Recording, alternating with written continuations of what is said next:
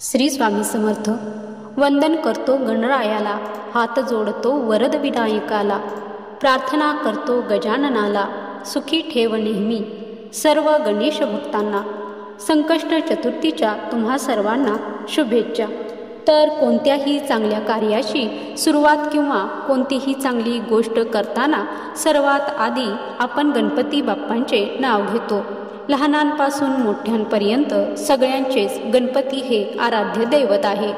अनेक लोक तर दर मंगळवारी गणपती मंदिरात जाऊन गणपती बाप्पांचे दर्शन घेत असतात आणि दिवसाची सुरुवात करतात.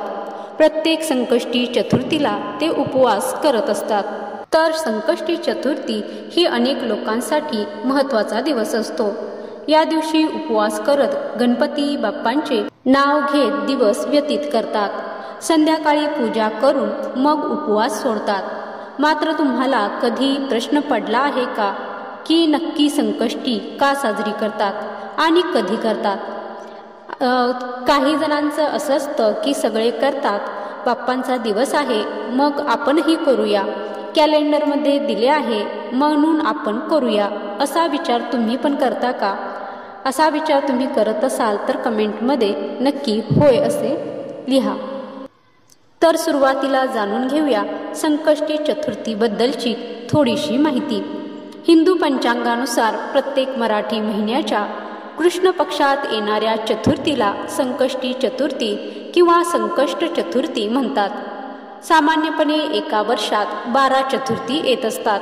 अधिक मास आल्यास 13 संकष्ट चतुर्थी येतात. संकष्ट चतुर्थीचे व्रत महिला आणि पुरुष दोघेही करू शकतात.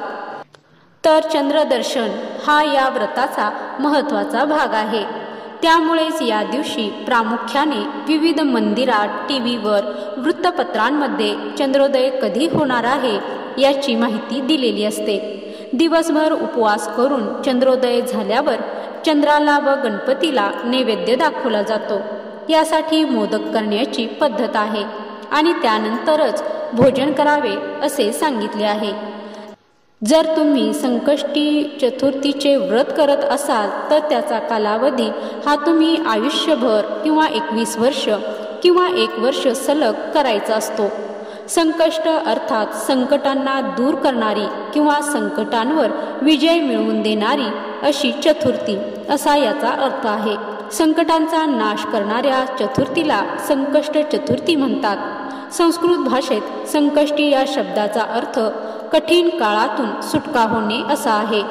त्यामुळे कोणत्याही प्रकारचे दुःख असेल तर त्यापासून तुम्हाला मुक्तता हवी असेल तर संकष्टी चतुर्थीचा उपवास करून गणेशाची पूजा करणे महत्त्वाचे मानले गेले आहे. तर अमावस्येनंतर येणाऱ्या शुक्ल पक्षातील चतुर्थीला विनायक चतुर्थी आणि कृष्ण पक्षातील पौर्णिमेनंतर येणाऱ्या चतुर्थीला संकष्टी चतुर्थी असे म्हणतात. जी संकष्टी चतुर्थी मंगळवारी येते तिला अंगारकी असे म्हटले जाते आणि अधिक मासातील अंगारकी चतुर्थी अत्यंत महत्त्वाची मानली जाते कारण ती 21 वर्षातून एकदाच येते. संकष्टी करणाऱ्यांनी उपवास सोडण्यापूर्वी संकष्टी चतुर्थी महात्म्य वाचावे असे सांगितले जाते. तर हे झाले संकष्टी चतुर्थीविषयी. तर आपल्या सर्वांना माहीतच आहे की गणपती बाप्पांना विघ्नहर्ता, संकटमोचक अशा विविध नावांनी संबोधले जाते आणि त्यांची कोणतीही सेवा केली तरी त्यापासून आपल्याला फलप्राप्ती होत असते. आणि आजच्या धावपळीच्या युगात आपल्याला जर उपवास करणे जमत नसेल किंवा तासनतास बसून नामजप करणे किंवा गणपती बाप्पांचे महात्म्य वाचणे शक्य होत नसेल तर अशा वेळी तुम्ही ही 5 मिनिटांची सेवा अगदी दररोज करू शकता.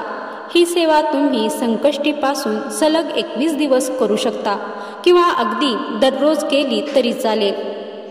आणि ही सेवा जर तुम्ही मनोभावे केली किंवा एखादी इच्छा जर तुमची असेल तर ती इच्छा मनामध्ये धरून केली तर त्याचे फळ आपल्याला नक्कीच लाभते. तर कोणती सेवा आपण करायची आहे ते पाहूया. ही सेवा तुम्ही उद्या संकष्टीपासून सुरू करू शकता.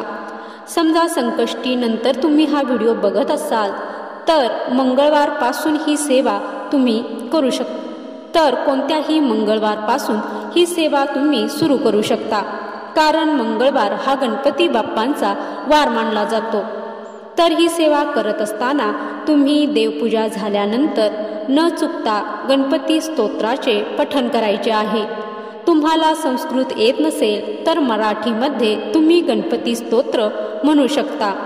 जर तुम्ही देवपूजा घरामध्ये करत नसाल, म्हणजे तुमच्या घरातील इतर मंडळी देवपूजा करत असतील, तर तुम्ही देवाला नमस्कार करून आणि शक्यतो जमत असेल तर देवघरासमोर बसून ही सेवा करायची आहे। त्याचबरोबर ही सेवा करत असताना देवासमोर दिवा प्रज्वलित केला पाहिजे। फक्त एवढीच एक अट आहे की तुम्ही सलग 21 दिवस ही सेवा करत असाल, एखादी इच्छा मनात धरून जर ही सेवा करत असाल तर देवघरासमोर बसून दिवा प्रज्वलित करून अगरबत्ती लावून हे गणेश स्तोत्र म्हणायचे आहे। दुसरी सेवा अशी आहे की तुम्हाला जर खूप कर्ज झाले असेल, तुम्हाला आर्थिक समस्या निर्माण झाल्या असतील, तर गणपती बाप्पांचे ऋणहर गणेश स्तोत्र हे तुम्हाला म्हणायचे आहे आणि पूर्ण श्रद्धाभावाने न चुकता दररोज ही सेवा करायची आहे। ऋणहर गणपती स्तोत्र अगदी 1.5 ते 2 मिनिटांचे आहे। ते संस्कृतमध्ये आहे। ते तुम्हाला म्हणता येत नसेल तर दररोज हे ऐकले तरी ते तुम्हाला पाठ होऊन जाईल। यातील कोणतीही सेवा तुम्ही करत असताना सुरुवातीला तुम्ही तुमचं जी काही अडचण किंवा तुम्हाला जे काही संकट आहे त्याबद्दल गणपती बाप्पांना मनोमन सांगायचे आहे आणि त्यानंतर हे गणपती स्तोत्र किंवा ऋणहर गणेश स्तोत्र म्हणायचे आहे। कोणतीही सेवा करत असताना थोडासा वेळ लागू शकतो, पण तुम्ही 2 दिवस 3 दिवस सेवा केली पुन्हा सोडून दिली असे करायचे नाही, तर तुम्ही किमान सलग 21 दिवस ही सेवा करायची आहे। हळूहळू तुम्हाला हे स्तोत्र म्हणत असताना तुमच्या मनामध्ये पॉझिटिव्ह एनर्जी निर्माण होत गेलेली याची तुम्हाला जाणीव होत राहील आणि ही सेवा तुम्ही मध्ये सोडणार नाही। या 2 सेवांबरोबरच जर तुम्हाला थोडासा वेळ असेल आणि सायंकाळच्या वेळी जर वेळ असेल तर तुम्ही गणपती अथर्वशीर्ष हे दररोज संध्याकाळी नक्कीच म्हणा, कारण गणपती अथर्वशीर्ष हे असे स्तोत्र आहे किंवा गणपतींची स्तुती आहे ज्यामुळे आपल्या जीवनामध्ये अनेक बदल झालेले आपल्याला जाणवतील। 1 वर्षभर जर आपण सतत हे स्तोत्र ऐकले किंवा गणपती अथर्वशीर्ष म्हटले तर आपल्या आयुष्यात बरेच बदल झालेले तुम्हाला जाणवतील। तुम्ही एखादी इच्छा धरून जर हे अथर्वशीर्ष म्हणत असाल तरीही त्याचा तुम्हाला कळत नकळत फायदा होईल। तुम्हाला गणपती अथर्वशीर्ष म्हणता येत नसेल तर आपल्या चॅनलवरती गणपती अथर्वशीर्ष प्लेलिस्टमध्ये स्तोत्र आणि भजन यामध्ये आहे। त्याचबरोबर ऋणगणपती स्तोत्र, गणेश स्तोत्र सुद्धा आहे आणि मराठी आणि संस्कृत या दोन्ही भाषेमध्ये हे स्तोत्र आहे। त्याची लिंक मी डिस्क्रिप्शनमध्ये सुद्धा देईन, तर तुम्ही गणपती अथर्वशीर्ष हे नक्की संध्याकाळी म्हणा। थोडेसे म्हणायला अवघड असले तरीही किमान ऐकण्याचा प्रयत्न करा आणि 1 वर्षभर नित्यनियमाने ह्या जर सेवा तुम्ही केल्या, किमान सलग 21 दिवस जरी केल्या तरी तुम्हाला त्याचे फळ नक्की मिळेल। फक्त ही सेवा करत असताना मनामध्ये कोणतीही शंका किंवा अविश्वास ठेवू नका। तर आजचा हा व्हिडिओ तुम्हाला आवडला असेल तर व्हिडिओला लाईक करा, शेअर करा आणि माझ्या चॅनलवरती नवीन असाल तर चॅनलला सबस्क्राईब करा। व्हिडिओ शेवटपर्यंत पाहिल्याबद्दल धन्यवाद। जय श्री स्वामी समर्थ। गणपती बाप्पा मोरया।